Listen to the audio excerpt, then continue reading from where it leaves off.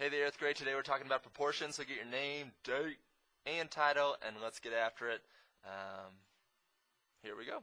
Notes to start, per usual, and what we have here is that the first note, a proportion is an equation which demonstrates that two ratios or rates are equivalent. So we're just going to say that one ratio is equal to another. And if you remember from the last video, a ratio is a comparison of two numbers, two values, and a rate, the only way it's different is it has different units for each of the two values. So if we're thinking about ratios, if we're saying one ratio, one fraction of values is equal to another fraction of values, we're just talking about equivalent fractions. So we need to review equivalent fractions real quick and make sure that we understand how to create equivalent fractions, how to check for equivalent fractions, because that's going to be our quickest and easiest ways to solve and check proportions. So again, for equivalent fractions, what we need to remember is that whenever you multiply or divide both numerator and denominator of a fraction by the same number, whenever you multiply or divide by the same number top and bottom, you get an equivalent fraction. It expresses the same value just in different terms. And the reason for that is if I just said 1/2 and I wanted to make an equivalent fraction, I could multiply by 2/2, because 2/2, any number over itself, is just 1. So by multiplying by 2/2, we're multiplying by 1. 2 divided by 2 is 1. So we're multiplying by 1, but it's going to change the numbers, but not the value of the fraction. So we're saying 1/2 is the same as 2/4. And hopefully from your experience with fractions, that makes a lot of sense. The next note is that the cross your heart method is also useful in checking and solving proportions, specifically when we can't see equivalent fractions right away. So I'm going to not just leave you with that trick, cross your heart. If you may have seen it before, we're going to find out why that works, and then we can use this little shortcut. But we need to make sure we understand that's not just a trick that happens to work, but it's actually mathematically sound. The last note is that when writing proportions from word problems, there must be symmetry. So for example, if I'm talking about a recipe that includes both apples and bananas, I don't know what recipe for food would include both apples and bananas, but that you would need to follow closely. But if they say like 3 apples to 12 bananas is equal, what if you wanted a recipe that used 5 apples? Well, if you're going to set up one fraction or one ratio as apples to bananas, then your other fraction has to be apples to bananas as well. There has to be a symmetry. Or if you want to talk about small batch to big batch, so small batch of apples to big batch of apples, 3 apples to 5 apples, then your other side has to be small batch of bananas to big batch of bananas. So you have to see that there's some symmetry. We either go from one kind to the other, one kind to the other, or we go from small to big, small to big. There has to be a symmetry there. But let's move on ahead if that makes sense. And you'll see it more later. Here's a little clip I chose to help us explain why cross your heart works. It's from Up. She says, "Swear you'll take us. Cross your heart. Cross it." Good. You promised. No backing out now. When she's trying to get commitment to go to Paradise Falls. So she's talking about cross your heart, and this is a method a lot of people learn. We want to talk about why does this work, and I want to show you an example. And the example that I'll use is this. If you have 15 to 25, and you're wondering, that's the same as what portion of 40? And so if you don't have that other value, you might fill it in with a variable like n. A lot of people will tell you that, or a lot of people learn that, oh, you can just multiply 25 times n, and that has to be equal. If this equation is equal, it has to be equal to 40 times 15. And you're trying to make this little heart shape by multiplying the bottom of one side times the top of the other. And that's true, and that works. And if you solve the equation from here, you'll get the right answer if you do it correctly. But I want to talk about why this makes sense. So I'm going to show you just a little bit differently. If we have 15 to 25 as equal to n over 40, we talked about in our solving equations unit that if you don't like these denominators and you want to undo denominators, something that you can do is that you can multiply both sides by the denominator. So what you're saying here is you're saying, I don't like this division by 40. I know I can cancel it out if I multiply that side by 40. But if you multiply one side by 40, you have to multiply the other side as well, because it's an equation. We need to keep things equal. Well, that cancels out one of our denominators. But what about the other one? I don't want to deal with that either. Well, let me multiply both sides by that denominator as well. So if I multiply this side by 25, I need to multiply the other side by 25 as well. And if we do that, the 25s cancel on the left side, the 40s cancel on the right. What are we left with? No denominators, but on the left, what do we have? We have 40 times 15, that looks familiar, and 25 times n, that's what didn't cancel. So we see that cross your heart is just really a basic equation solving step that cancels denominators. But if you want to draw it like this, as long as you understand that this is mathematically sound, it's just a kind of a shortcut in equation solving, that's fine. So you can solve that one if you like, but that's what I just wanted to show you right there. Let's move on to the examples that I do expect you to take down. So let's look at this first one, and this first one says, determine if these ratios form a proportion. So what a lot of people are going to say is, oh, okay, well, if this is a proportion, then I can cross my heart, and on the left-hand side and the right-hand side, when I do 62 times 75,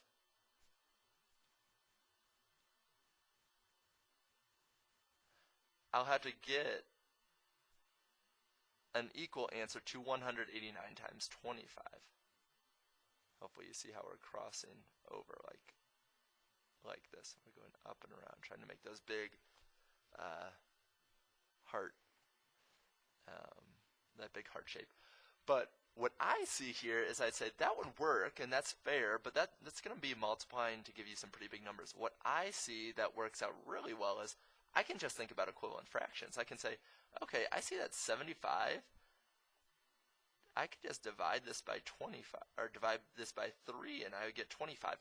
Now, if these are a proportion, it's an equivalent fraction, I should be able to divide 3 on bottom as well, and it would have to be equal. So if 189 divided by 3 is in fact 62, then these are equivalent fractions, and we have a proportion. So let's see if that's true. We'll do 189. We'll divide by 3 and see if we get 62. 3 goes into 18 6 times. Oh, it's off to a good start. We'll subtract. You get 0. Bring down your 9. 3 goes into 9 3 times. And, okay, we get 63. Well, we have 62 up here. 25 over 63 would be a proportion. That would be an equivalent fraction. But what we have is we have 25 over 62.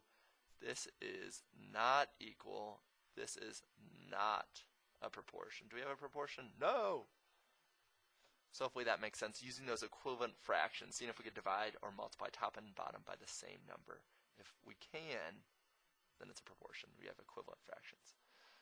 We need to move along to the next example. Here we have solve the following proportion. So this is one where they didn't give us the proportion. They want us to find the value for m that would make it a proportion. So it's kind of a equation solving, but we'll use our proportion methods. And we'll say, I can't think of a number I can multiply 18 by and get 75. So what we'll do instead is we'll cross our heart this time. We'll see what we get. So I know that 21 times 75.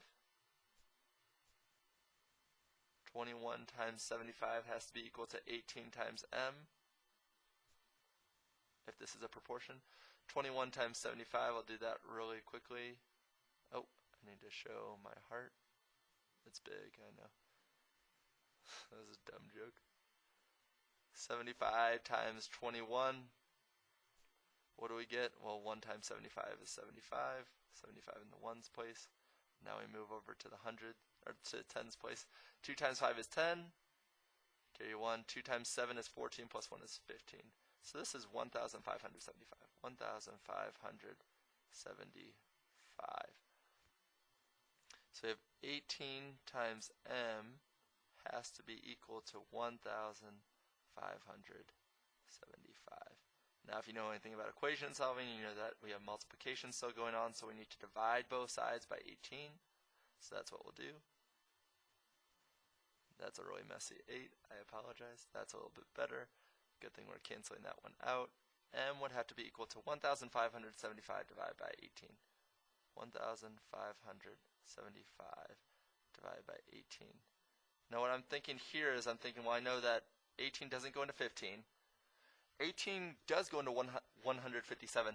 18 goes into 180 10 times. So if I multiply it by 10, I would get 180. If I multiply by 9, it would be 18 less. We need to multiply by 8. 8 times 8 is 64. Carry a 6. 8 times 1 is 8 plus 6 is, what gives 14. Let's keep on going, keep on chugging. We get a 3, 135. How many times does 18 go into 135? Okay, well, if we multiply by 8, we got 144. We need one less group of 18, so we'll try 7. 87. 7 times 8 is 56. 7 times 1 is 7, plus 5 would be 12. We subtract, we get 9. Now here we have to add a decimal place. So you could do a fraction that would work. We would say the remainder 9 over our divisor, 9/18, or 1/2 more. Or we can add this decimal point, and we'll say 18 goes into 95 times. Bring that decimal point up. So like we said, 1/2 or 5/10, whichever way you want to talk about it. So m in this case, if we have a proportion, must be 87 and 5/10. That's a cross your heart method in action. Let's look at one more, but this time we're going to look at a word problem, make sure we can set these up correctly. This says if you score 270 points after 9 games, how many would you expect to score after 12 games? So what I'm going to think here is I'm going to say, okay, 270 to 9. We'll do points to games. Has to equal, if this is a proportion, we're going to say our expected value comes from proportion, equals, I don't know, P points after 12 games. So here we go. We're going to solve for P again. I can't see a really nice multiplication to make equivalent fractions, so we'll cross our heart this time too. 12 times 270. We'll do that really quickly. 2 times 0 is 0. 2 times 7 is 14. 2 times 2 is 4, plus 1 is 5. 540. Placeholder 0, and we have 270 because we're multiplying by 1. So we're going to get a pretty big number here. We'll get 0, 4, 12, 3. Make sure your zeros don't look like 6s like mine do. And that's what we added, and we were originally multiplying. So what we have here is we have 3,240 has to be equal to what? Well, what's the other part of cross your heart? It's 9 times P. So over here, let's do the division. 3,240 divided by 9. How many times does 9 go into 32? 3 times. That'd be 27. Subtract, you get 5. Bring down a 4. 9 goes into 54 perfectly if we 6 times. Now what a lot of people will forget is they'll forget that our decimal is over here. And the 6 is above the tens place then, so we need to actually tell ourselves that what do we have? We don't have any 1s in this case. So the answer here is going to be when we divide both sides by 9, and this is why we did it again, solving equations, we have to undo the multiplication by 9 to get P by itself. P is going to be equal to 360. That's what we found out. Hopefully this all makes sense. Rewatch sections or ask me questions about anything that didn't make sense. But as always, I'm going to leave you with some problems to do on your own. So check them out, just 2. First one is solve the following proportion. 24 to 32 is the same as G to what number? And number 2 says, if 3 cups of sugar makes 36 brownies, how many brownies does 5 cups of sugar make? So best of luck on those. I know you're going to do great. And I'll see you soon.